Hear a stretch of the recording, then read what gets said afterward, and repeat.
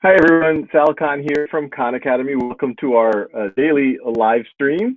This is a way we've started this a couple of weeks, actually months ago now, as a way for all of us to stay connected during times of social distancing and school closures. And it's a time to just have an interesting conversation. We have a lot of interesting guests. And today we will just be doing an Ask Me Anything, where you can literally ask me anything. For those of you all on YouTube or Facebook, start putting your questions in. I have team members who are helping me out, surfacing questions to answer, and I'm literally happy to answer anything.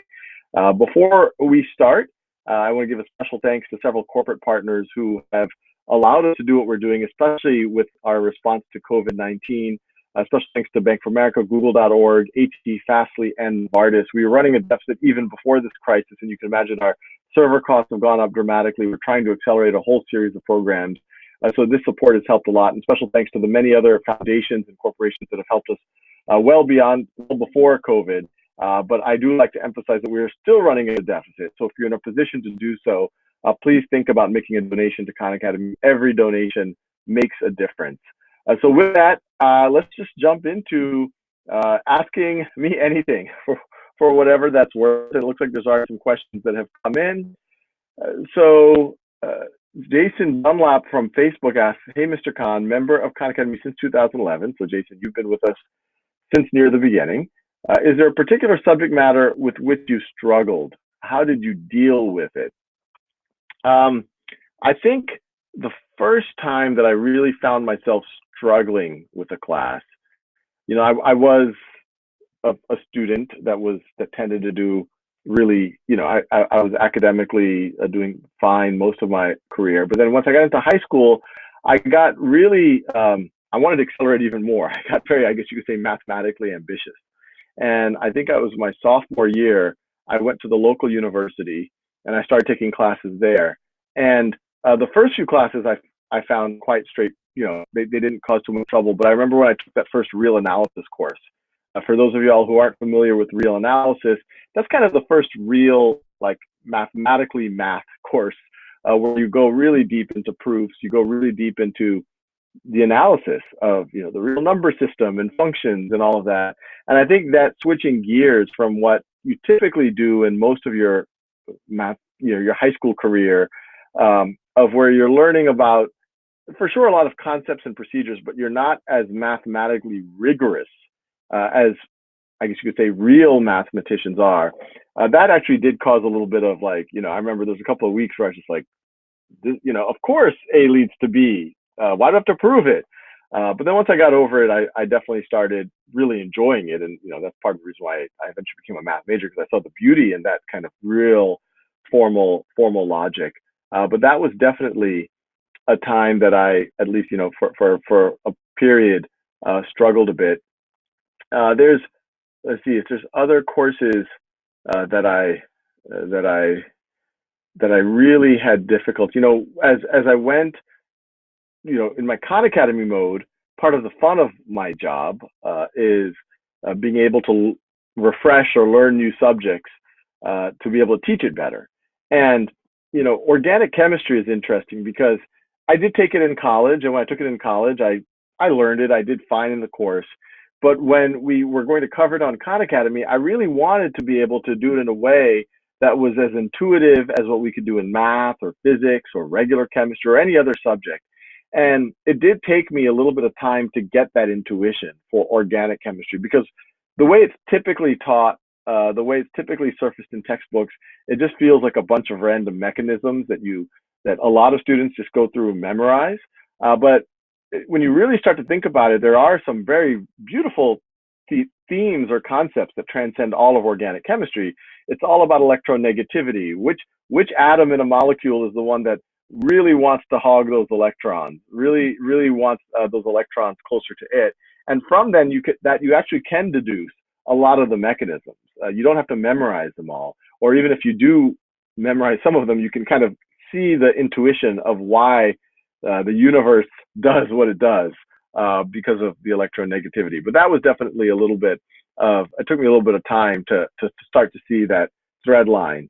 There's other things, there's definitely parts of biology where I'm like, well, why does that lead to that? And I would start calling up friends and people who are professors in the subject, and then they would say, oh, well, actually, that's an open area of research. And so I oftentimes said, well, why don't they just tell everyone in the textbook that we don't know that that's an area of research? Because I actually think that is more satisfying to know that, okay, no one actually has the intuition for exactly why that leads to that.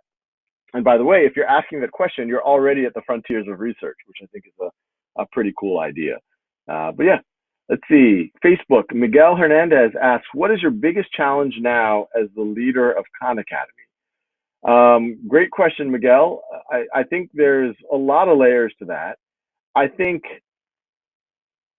I would say the overarching question that sometimes keeps me up at night is, it's if Khan Academy from 10 years ago saw Khan Academy today, if Sal from 10 years ago saw Khan Academy today, he would have said, wow, that thing that started in this walk-in closet got much bigger than expected.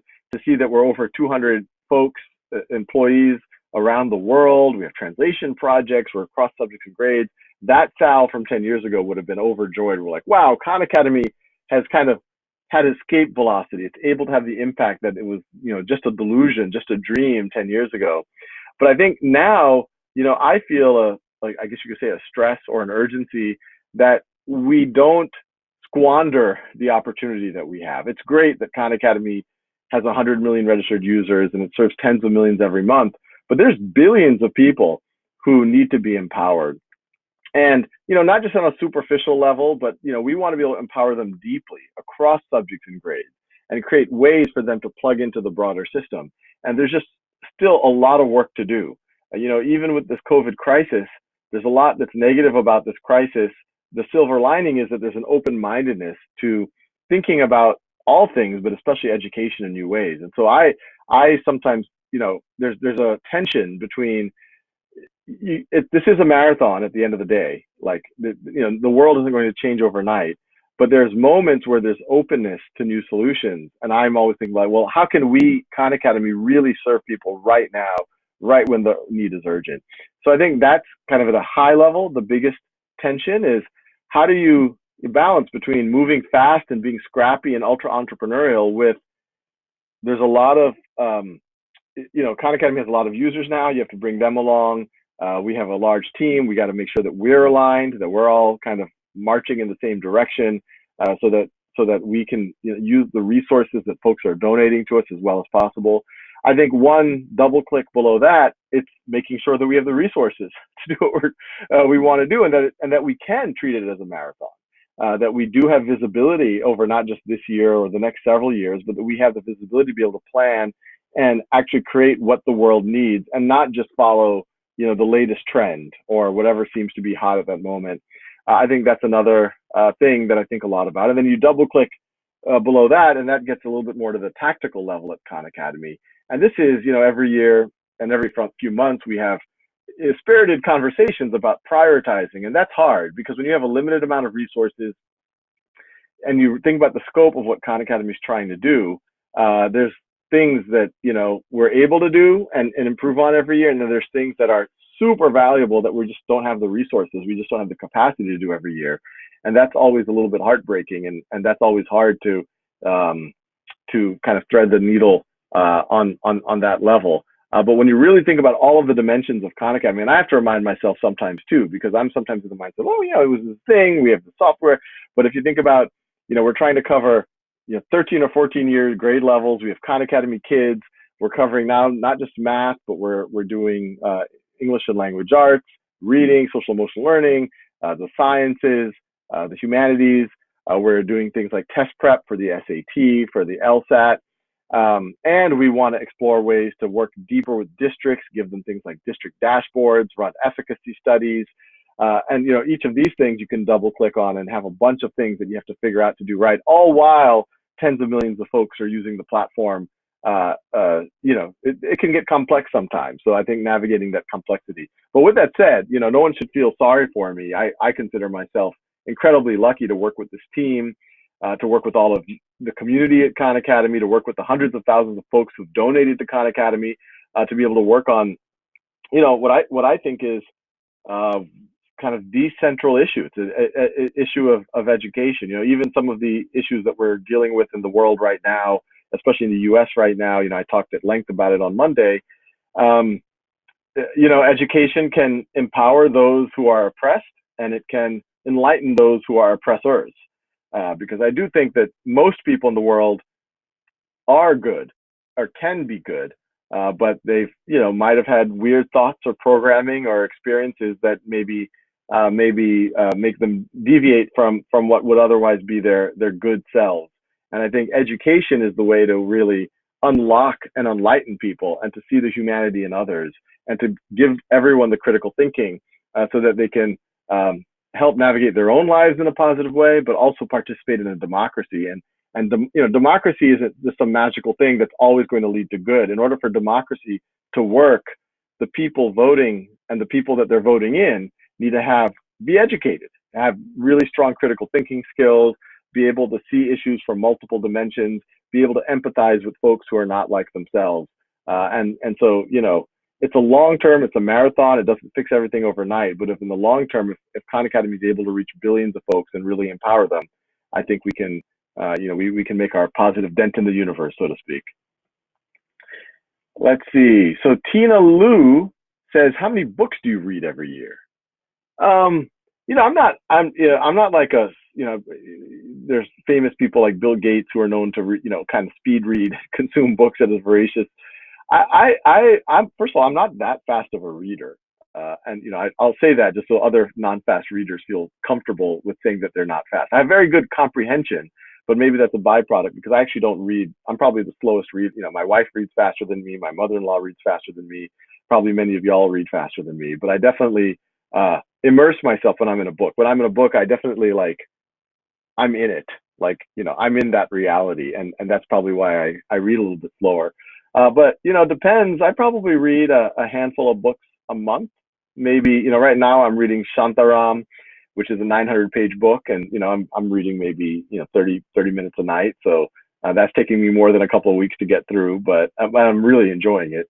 But sometimes there's quick. Yes, I would say I probably about 2 or 3 books a month. It sounds about right. Sometimes it's less, maybe one. Sometimes it's at the high end of that. But that's about what I do. So let's see. We have a question from John Sherrill from Facebook. Any suggestions to get a 13-year-old boy hooked on reading? I have ideas. I'm not the expert here, but I could even try to channel my own 13-year-old self, because it even goes to the last question. I actually was not a strong reader when I was in elementary school. When I was in second grade, up until second grade, I was actually in speech therapy because I couldn't even communicate properly. It was funny. My sister was in the gifted and talented program where they took her out of class. She was 3 years older than me, and when they started taking me out of class, I assumed that surely I'm Farah's brother. I must be in this program as well. No, it turns out that no one could understand what I was saying. So I remember going to these rooms where they would just play these tapes and make me repeat what they were saying, and people still didn't understand what I was saying, and so that I had gaps in communication. I wasn't that strong of a reader. I actually probably didn't really read a full proper book until I was near late elementary school or even in middle school. So no one who knew me when I was 8 or 9 years old would have thought that I would have become a voracious reader one day, or they would probably been surprised that I would have even gotten into education.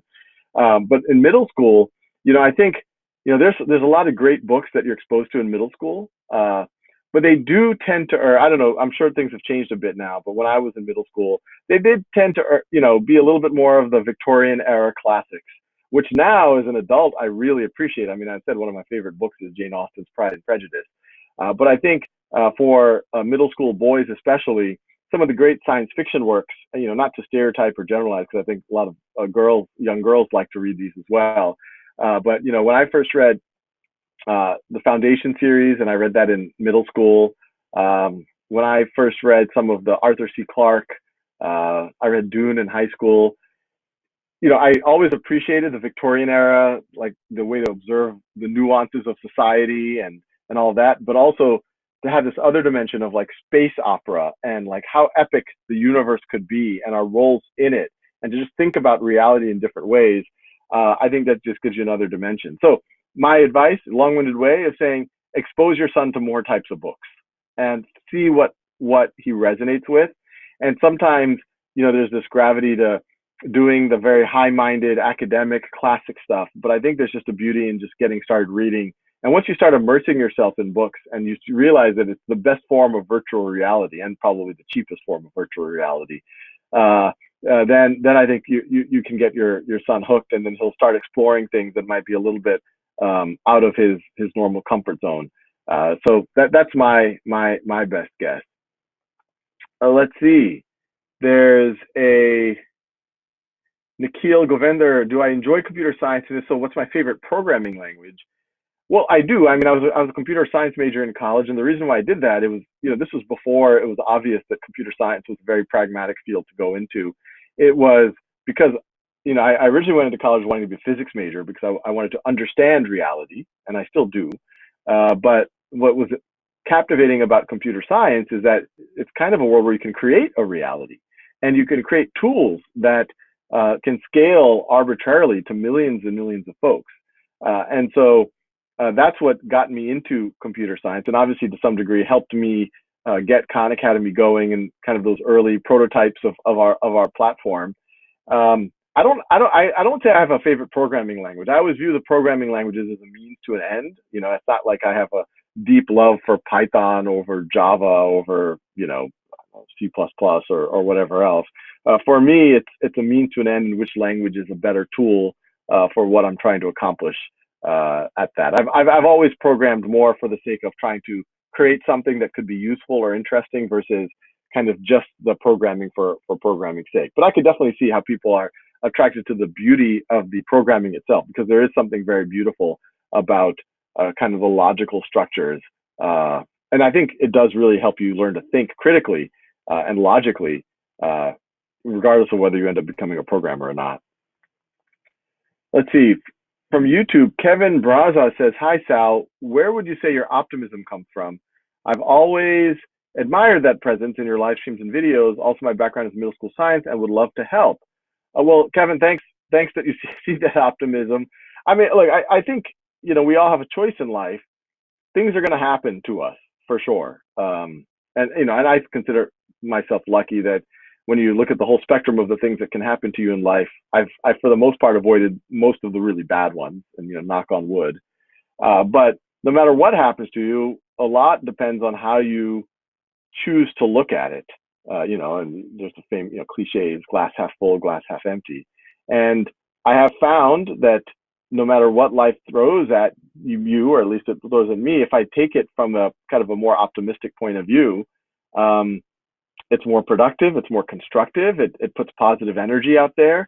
I've said it multiple times on this live stream, for students going to college and saying, I need to go to this college or that college, or I need to go into that career. I was like, it's really what you put out there that comes back, regardless of where you go to college or what you work in. If you put positive energy out there, if you have a sense of curiosity, if you genuinely care about other people, then they will genuinely care about you. Things will be interesting. You will get a lot of out of the experience. So I think when that clicks, then it's like, wow, I should be optimistic. and I'm sure, who knows? I don't know how much of it is hardwired into folks. I would say in high school, in certain circles, I was probably optimistic. In certain places, I was probably a little bit angry. I was probably a little bit angsty. I've said in the past, I was the lead singer of a heavy metal band, and if I were to see some of the lyrics that we had, it probably would make me cringe today, because we were, I was angry, I was frustrated for, who knows how much of it was, teenage angst, how much was it just the context that I was in. But when I reflect on that, I realize it's much better to be not as angsty. It's a better way. It's a better way to approach the world, and the world kind of tends to reflect that back when you do it. One piece of advice, and I do this to myself all the time, is forced smiles. Forced smile, you might say, like, that seems forced, like literally, like, smile. But I actually have read research that, just as if you're happy, it makes you naturally smile. It's almost hard not to smile if you're happy. The other way around, if you force a smile, that looks a little bit sinister. That it can actually make you a little bit happier. So I try that. Everyone who's watching, try to force a smile. I know there's a lot going on in the world right now that's stressful and should not make any of us happy. But it doesn't help you or the world to be down. We should always be kind of like, hey, look, this is the data. This is what we have to deal with now. How can we put one foot in front of the other to make positive change? I think is always the question we should be asking ourselves. And we have this one life to live. And so as we try to make that positive change, even when we fail, even when we get knocked down, how do we live in the moment and appreciate these moments we have to even sometimes fail, and make the most of it? So let's see. Elliot H says, Dumbledore Sal. Well, thank you for calling that. As many of y'all know, I've always had the secret aspiration to be a Dumbledore-like figure one day. Did you always have a Buddhist slash Hindu detached philosophy? When did you start forcing yourself to smile and enjoy the process rather than frown, worrying about the result?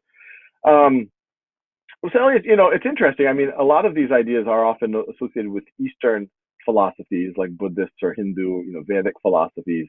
But if you look at almost any philosophical system, even many from the West, Stoicism famously, from the Greeks and the Romans, it's essentially the same general idea of not becoming attached to the outcome, and really just doing what is right. Not only will you be in some ways a better human being, but you're also going to be a happier human being, a more peaceful human being.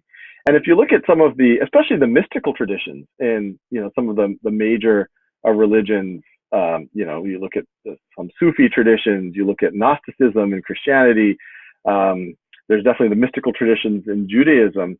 They also kind of go into some of these same ideas. In Hebrew, the word sin, we have this notion that sin is, when you go against the laws of, the divine laws, or however you want to define it. But the original meaning of sin is to miss the point. And, there are interpretations of many religions where, notions of evil are much more about getting sucked into the illusion of power and materiality and, comparing yourself to others and, status, and that almost constructs, not to get too philosophical, but that almost constructs a hell of it in its own sort in your mind, because that obsession, that anxiety over, keeping up with others, comparing to others. I'm not where I should be. I want to be richer. I want to be more powerful. I want to be better looking. I want to have better things. That missing the point almost creates a form of a hell even in your own mind. So I think this is actually a thread that exists throughout pretty much any religious tradition or any philosophical system like the Stoics. But I think I kind of personally stumbled into this. I've always been intrigued by making sense of the universe that we live in, and I think it was really when you're a teenager that you really, a lot of teenagers out there think that, okay, people who are 50, 60, 70, or 80 years old must be way deeper than I am because they've had so much more time to think about it. But I think it's actually middle schoolers and teenagers that are the ones that are oftentimes thinking the most deeply about some of these, like, why do we exist? Why am I here? What's the purpose of life? And then what often happens, you go to college, you get a job, you have a family, and you're just like, okay, I got to pay my mortgage. I got to make sure my kids learn how to swim.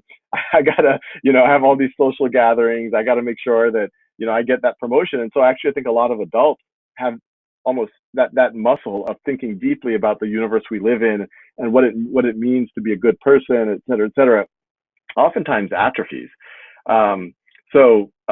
Anyway, to answer your question, probably in middle school, I was drawn to some of these things, and I continue to be. And I think now that I'm middle-aged, and I realize that, that the time goes by very, very, very fast in life.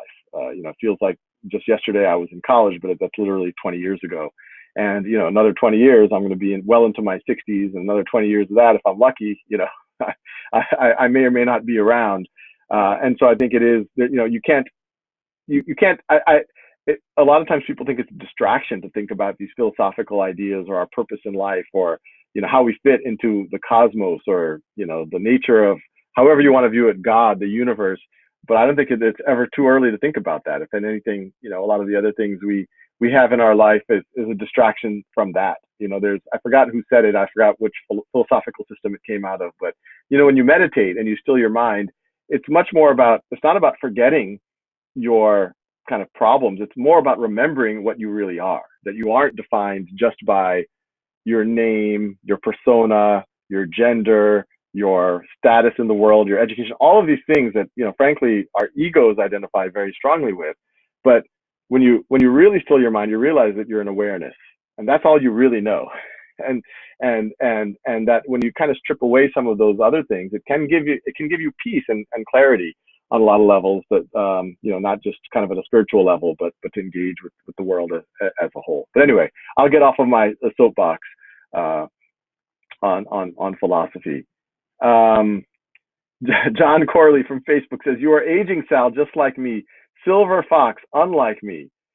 Yes, I guess I am. I have to say, all this high-minded talk about, not having vanity and not being connected, not letting your ego run. There is something that hit me when I hit 40. I'm now 43, going to hit, be 44, where it didn't hit my wife as bad. It hit me, and maybe I do have more vanity than I like to admit. But it was that realization, that I'm my wife and I have been married 16 years, and when we got married, we were in our 20s, we're young. 16 years kind of went by super fast. I think that's a reflection of my wife being being a wonderful person to share a life with. But I'm like, wait, another 16 years, I'm going to be 60. 60 is like, I never imagined myself being 60. And so, yeah, no, there is something about aging that definitely starts to hit you, at least hit me when I'm 40. Yeah, but we're all aging. The beard isn't helping, because my beard is grayer than normal. But I'm resisting any temptations to use any dyes or anything to try to be something that I'm not. But I'm sure those words will come to bite me back when I show up at this live stream with jet black beard in a few weeks.